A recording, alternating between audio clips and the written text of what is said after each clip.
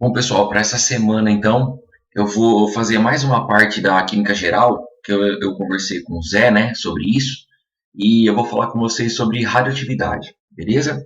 Lógico, radioatividade é um assunto grande, extremamente longo, quando você vai se aprofundar, mas o que importa aqui é como a radioatividade é cobrada nos vestibulares, seja ele qual for, tá? Você vai ser capaz de resolver interpretar a parte básica, a essência da radioatividade. Então, vamos lá. Bom, o que é essa radioatividade? De onde ela vem?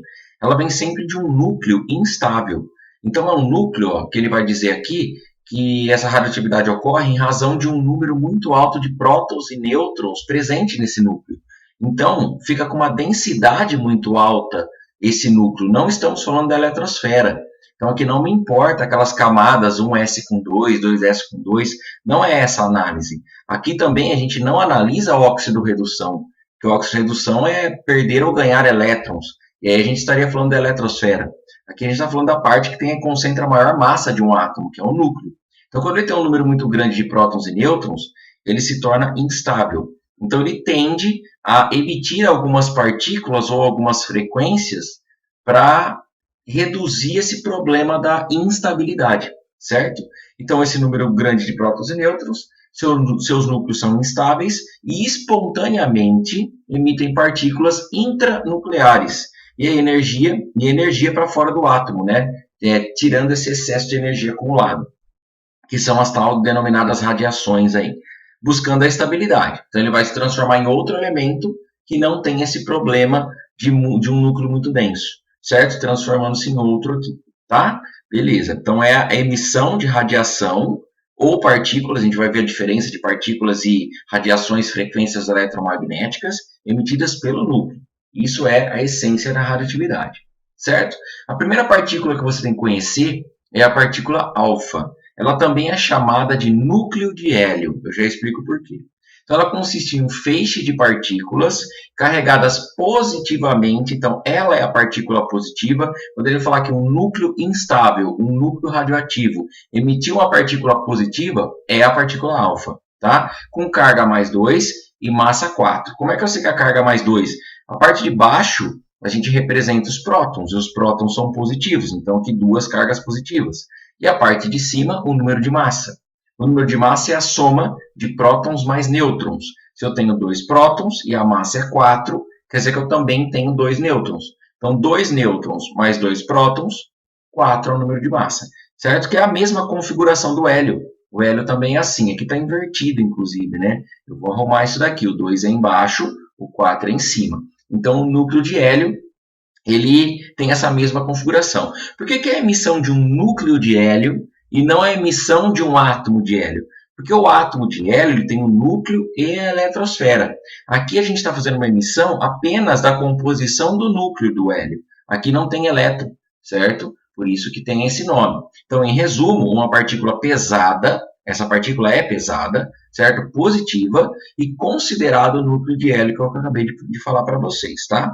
Ao que parece, em razão de sua grande massa, por isso a gente usou o termo pesado, não é um termo correto fisicamente falando, mas só para você entender, em razão de sua grande massa, essas partículas são emitidas com velocidade não superior a 20 mil quilômetros por segundo.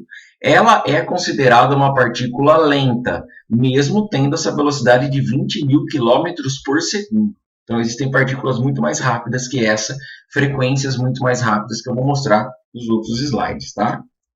Então, aqui, ó, emissão de partícula beta. Da onde deriva a partícula beta? Assim como a partícula alfa, que era o slide anterior, eu falei que ele também é chamado de emissão de um núcleo de hélio. A emissão de uma partícula beta é chamada de emissão de um elétron acelerado, certo? Então, aqui, a partir da decomposição de um nêutron que estava no núcleo instável de um composto radioativo, esse nêutron, quando é decomposto, ele gera um próton, gera uma partícula beta, que é um elétron proveniente do núcleo. Então, uma coisa um pouco diferente aí para vocês, né? Até então, o elétron só estava na eletrosfera. Mas aqui ele pode gerar, a partir do nêutron, gerar um próton, um elétron acelerado, que a gente chama de emissão beta, um neutrino e uma radiação gama. Certo? A radiação gama eu explico no próximo slide. Perceba que tanto o neutrino quanto a gama, eles não têm massa, é zero, e eles não têm carga, é zero. Já a beta, como é a emissão de um elétron, aqui a massa é desprezível, então massa zero e carga menos 1. Beleza? Então, sem massa, porém com carga negativa. E por que quando eu vou emitir uma partícula beta, eu coloco o novo composto gerado como positivo? Porque o próton gerado do nêutron, dessa decomposição, o próton se mantém no núcleo. Então, o núcleo vai ficar mais positivo do que ele era antes. Porque, de certa forma, um nêutron que não tinha carga se transformou num próton. Só que essa parte negativa ela é emitida. A partícula beta ela sai fora do núcleo. Esse elétron acelerado sai do núcleo, né? Não faz parte mais dele, mas o próton fica lá. Então, quando eu emitir uma partícula beta, eu fico mais positivo, porque o próton permanece.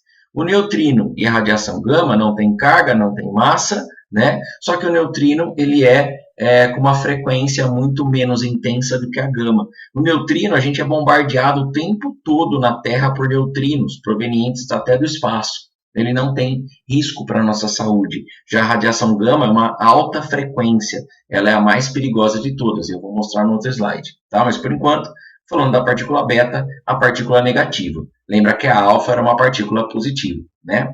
Então a partícula beta é cerca de 7.000 vezes mais leve que a partícula alfa. E sua velocidade de propagação pode chegar a 95% da velocidade da luz. Então, ela é muito mais rápida e muito mais leve e negativa. Então, ela é todo ao contrário da alfa. A alfa é positiva, ela é negativa, a beta. Né? A alfa é pesada, a beta é leve. A alfa é lenta, a beta é rápida. Então, tem toda essa característica, certo? Beleza. Então, vamos ler aqui só para não ficar à toa, né? Então, é constituída por um feixe de partículas carregadas negativamente, que é a beta, idênticas em propriedades aos elétrons. A emissão de uma partícula beta, massa zero, carga menos 1, aumenta a instabilidade do núcleo, que passará a contar com maior tensão entre os prótons, porque esse próton gerado ficou lá dentro, né? Então, ele aumenta a repulsão entre as cargas positivas do núcleo, o que promove a conversão de um nêutron, de massa 1 e carga zero, remanescente em um próton, um neutrino e outra partícula beta, além da gama que está aqui. Então, esse cara é neutrino, beta e gama. Beleza? O que é tal da radiação gama? Nesse caso aqui, a gente não pode chamar ela de partícula. Está até aqui no resumo. Esta emissão não é considerada uma partícula, pesada e nem leve, e sim uma frequência eletromagnética. Partículas são apenas alfa e beta. Esse cara é apenas uma frequência, porém perigosa. Tá? Então, consiste em fótons de energia. Fótons são pacotes de energia emitidos pelo núcleo, certo? De comprimento de onda muito curto. Você deve lembrar da aula de física, quanto mais curto o comprimento de onda, quanto mais curto a diferença entre o pico e o vale de uma onda, maior a energia acumulada. Né? Então, ele está aqui ó, entre 0,0005 a 1 nanômetro, ou nanômetros, as duas pronúncias são corretas. A emissão de radiação gama acompanha a maioria dos processos radioativos. Um núcleo excitado, ou seja, instável, resultante de uma emissão alfa ou beta, libera um fóton. Então, emitiu alfa pode emitir gama junto, emitiu beta pode emitir gama junto, certo? Que é essa onda eletromagnética. E passa para um nível de energia mais baixo e mais estável. Então, quando ele vai perdendo energia do núcleo, inicialmente aquele núcleo com muita energia acumulada, muito instável, ele vai perdendo energia, emitindo alfa, beta, gama, ele vai diminuindo essa tensão energética e vai caindo para uma maior estabilidade. Por isso que essa emissão é sempre espontânea, e por isso que isso acontece o tempo todo, para tentar se estabilizar. Tá? A velocidade de emissão dessa radiação, a gente não vai chamar de partícula, tem a velocidade de 300 mil quilômetros por segundo. Lembra que a alfa, que é a mais lenta de todas, ela não passava de 20 mil. E aqui a gente tem 300 mil quilômetros por segundo, ou seja, igual a velocidade da luz, uma partícula rápida, uma partícula não, né? Uma radiação, acabei de falar que não é partícula, estou falando partícula. Uma radiação rápida, uma frequência eletromagnética rápida e muito perigosa. Beleza? Olha aqui, ó. Esse é uma animação, na verdade um desenho, que já caiu na prova do vestibular de primeira fase, para você assinalar a alternativa correta, tudo certinho. O que ele vai fazer? Ele vai pegar uma caixa de chumbo, porque o chumbo acaba não deixando as emissões virem aqui para trás, então a pessoa vai estar atrás da caixa de chumbo, protegida, né? Lembra quando você vai fazer um exame de raio-x? Dependendo aonde você vai fazer no corpo, eles podem te dar um colete de chumbo, o próprio cara que está utilizando o material, ele vai atrás de uma parede de chumbo para manusear o equipamento, então o chumbo ele acaba blindando essa radiação, todas elas, certo? Então aqui ele coloca um núcleo de polônio, um átomo de polônio que é radioativo espontaneamente. Ele coloca aqui um campo elétrico, então um lado um campo elétrico positivo e do outro lado um campo elétrico negativo, e vai acontecer as emissões. O polônio ele emite os 3 tipos de radiação: a partícula beta, a partícula alfa e a radiação gama, certo? Então o que acontece? Como a partícula beta é um elétron acelerado, é uma partícula negativa, ela vai ter um desvio aqui para o lado positivo do campo elétrico. Se ela é negativa, o positivo atrai ela. E aqui você coloca uma tela fluorescente, isso você faz um teste num quarto bem escuro, num cômodo escuro, né? E eu falo quarto porque antigamente eles usavam mesmo partes da casa, né, lá no começo, para fazer esse teste. Um cômodo escuro, um laboratório escuro, e aí na onde der a luminescência da colisão das radiações, ela acaba acendendo. Então aqui a tela acende, né? Então você vai ter o positivo atraindo a partícula negativa, o lado negativo do campo elétrico atraindo a partícula alfa, porque a alfa é positiva, por isso que atrai pelo negativo, e a radiação gama não tem influência nesse campo elétrico. Por quê? Porque ela não tem massa e não tem carga. Se ela não tem carga, ela não vai ser atraída nem pelo positivo nem pelo negativo, ela passa reto. Ela não tem desvio na sua trajetória, certo? Então, isso é um teste, e eles fazem questões, já fizeram e vão continuar fazendo com esse tipo de análise. Beleza? Aqui eu coloco para você o poder de penetração das emissões. Então, imagina o seguinte, ó, eu posso parar uma partícula alfa com uma folha de papel. Ela é lenta, pesada, certo? E menos nociva para a gente. Se eu tiver uma placa de alumínio, lógico que tudo isso tem uma espessura correta, mas é um resumo da história, né? Então, a placa de alumínio ela já consegue barrar uma partícula beta, certo? A partícula beta já passaria reto por uma folha de papel, mas uma placa de alumínio iria parar ela, blindar ela. Tá? Ela é mais rápida que a alfa, consegue penetrar o papel. Já a radiação, a frequência eletromagnética gama, ela passa o papel, ela passa o alumínio só na caixa de chumbo é que ela vai conseguir ser blindada. E eles pegam esses materiais, papel, alumínio e chumbo, e faz uma comparação de quão nocivo ou não seriam essas emissões para o corpo humano. Então o papel ele representa a nossa pele aqui. Então a nossa pele consegue blindar a partícula alfa, que é uma partícula mais lenta e pesada. Já os nossos músculos conseguem blindar a partícula beta, que a beta é uma partícula negativa e mais leve, então ela já atingiria os nossos músculos. A alfa atingiria a nossa pele. Já a frequência eletromagnética gama passa pela pele, passa pelos músculos e vai atingir nossos órgãos internos, podendo modificar, provocar tumores e tudo mais. Então ela é muito mais perigosa, beleza? Então dá para você lembrar também desse comparativo dos materiais com o corpo humano.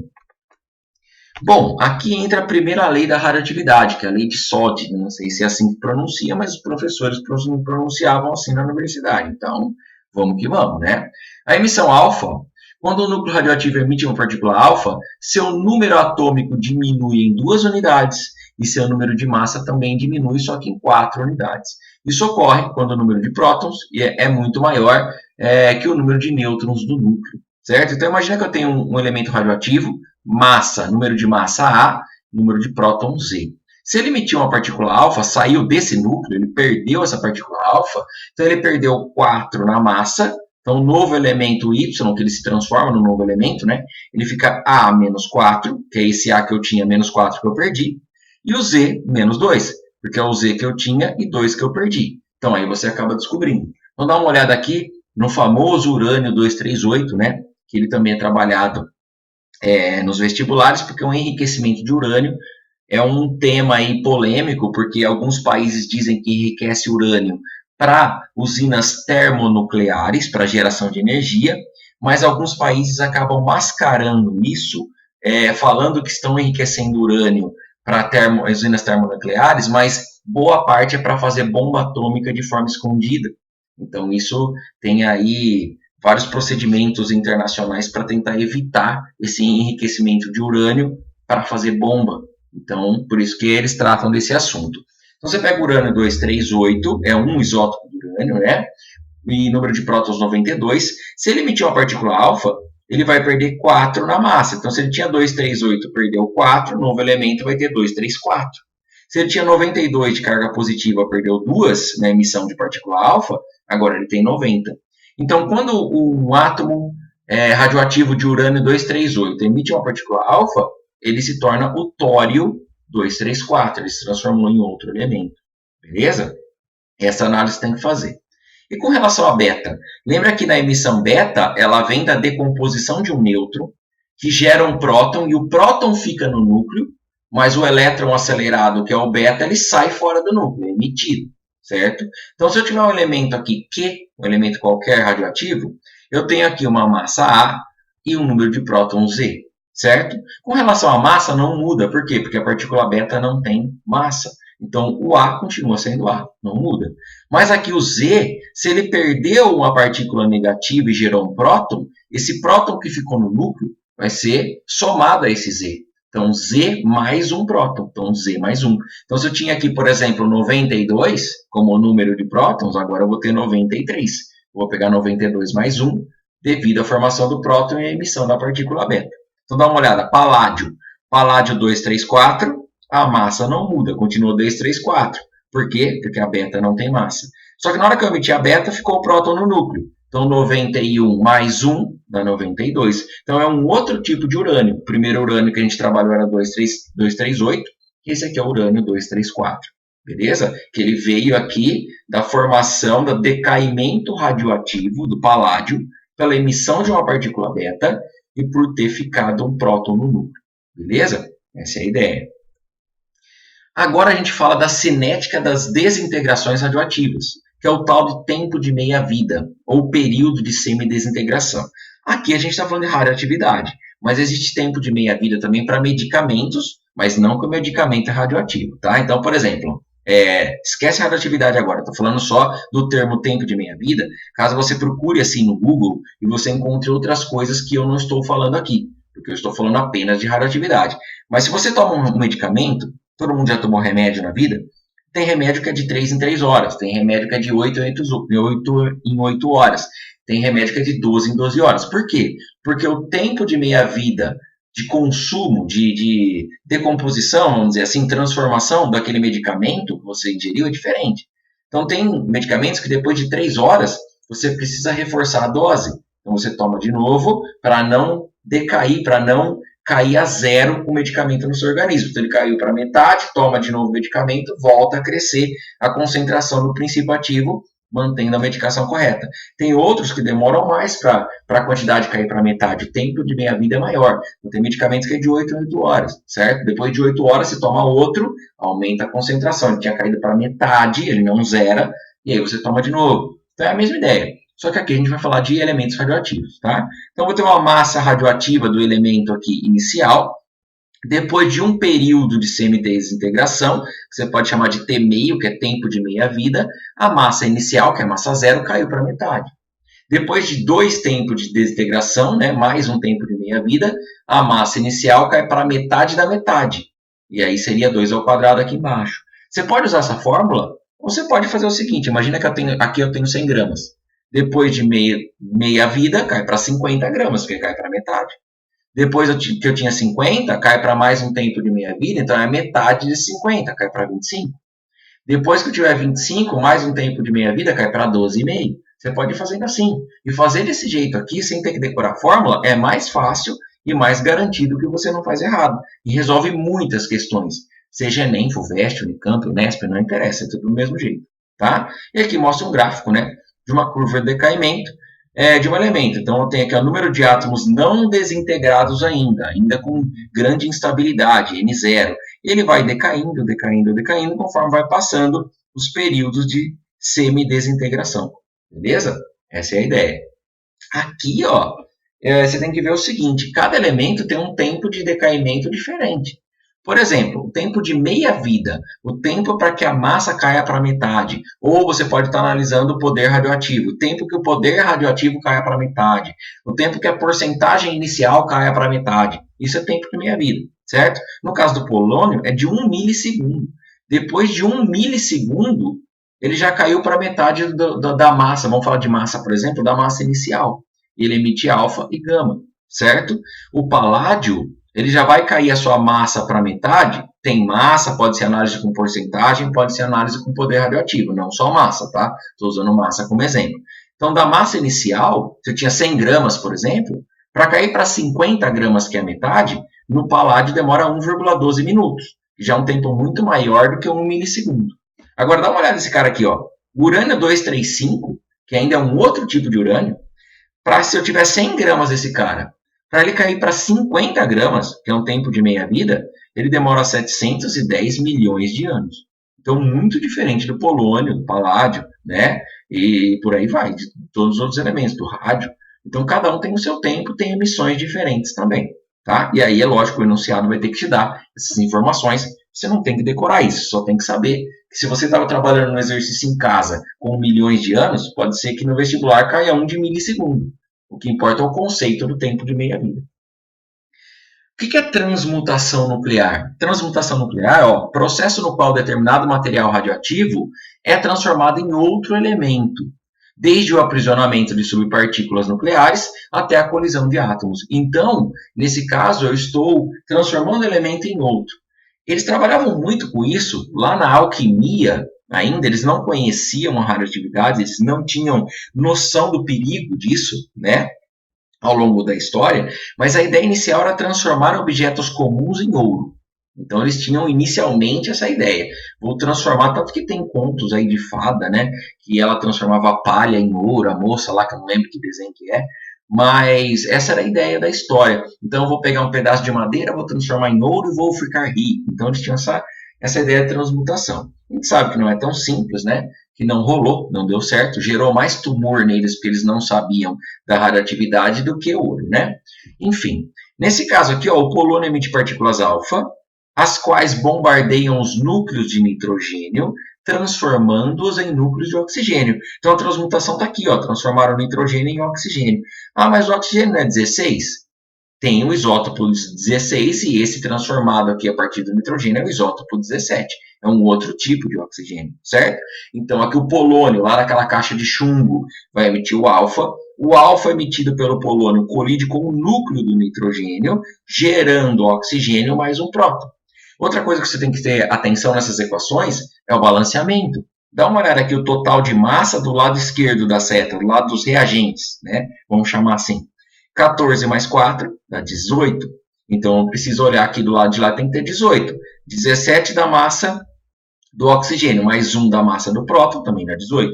Do lado de cá, ó, com relação à parte positiva, 7 prótons no nitrogênio, 2, que é a partícula positiva alfa. 7 mais 2, 9. 8 mais 1, 9. Então, mantém essa proporção, certo? Nada é surgido do nada, as coisas se transformam, e por isso transmutação. Outro tipo de transmutação, em 32, ó, aqui se você for pensar, no tempo aí da história, não é um tempo tão antigo assim. Tem pessoas ainda que têm avô, bisavô, que nasceu em 29, em 30, entendeu? Que são vivos ainda. Algumas pessoas têm parentes assim. Então a gente está falando de um tempo não tão longo, se a gente pensar.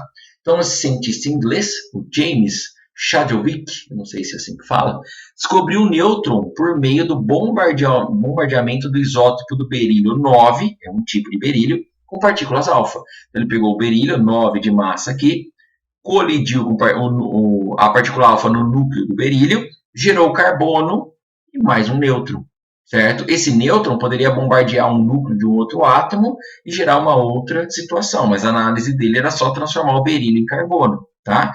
Balanceamento aqui, ó, 9 mais 4 dá 13, 12 mais 1, 13.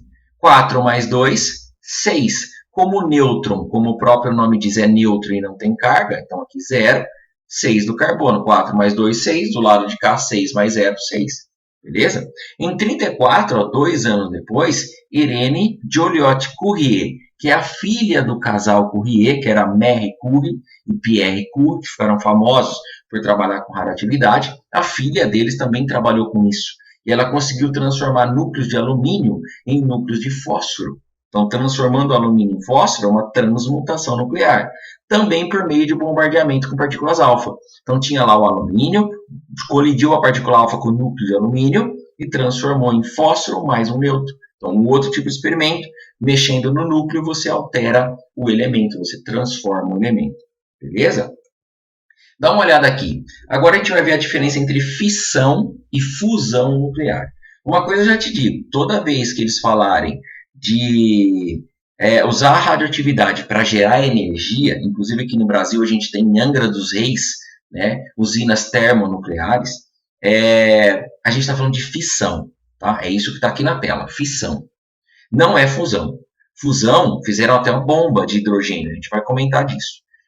Tem bomba de fissão? Tem também. As bombas de Hiroshima e Nagasaki eram bombas de fissão, mas já fizeram a bomba de fusão.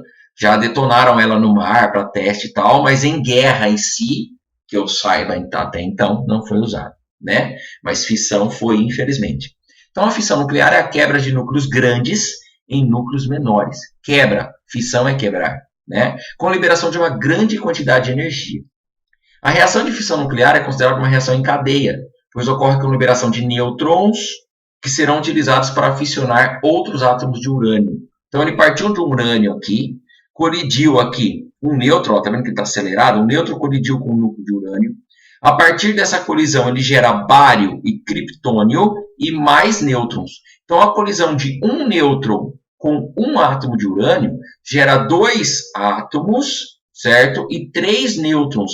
Só que esses 3 nêutrons são capazes de colidir com mais 3 átomos de urânio.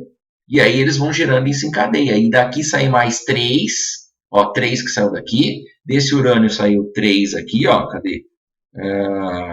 Cadê o desenho? Tá faltando um nêutron aqui.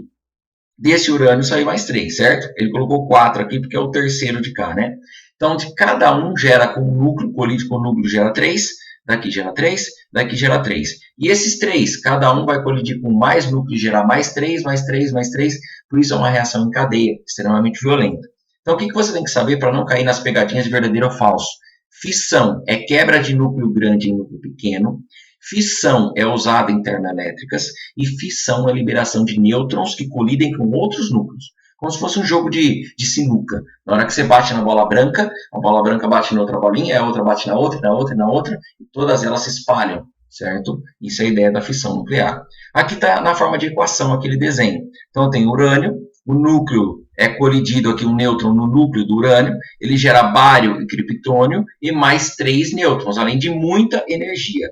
4,6 vezes 10 a nona quilocalorias. E esses 3 nêutrons gerados vão colidir com outros urânios, gerando outros bários, criptônios e mais nêutrons. Até que todo urânio acabe, né? Aí a reação acaba, ela para. Beleza?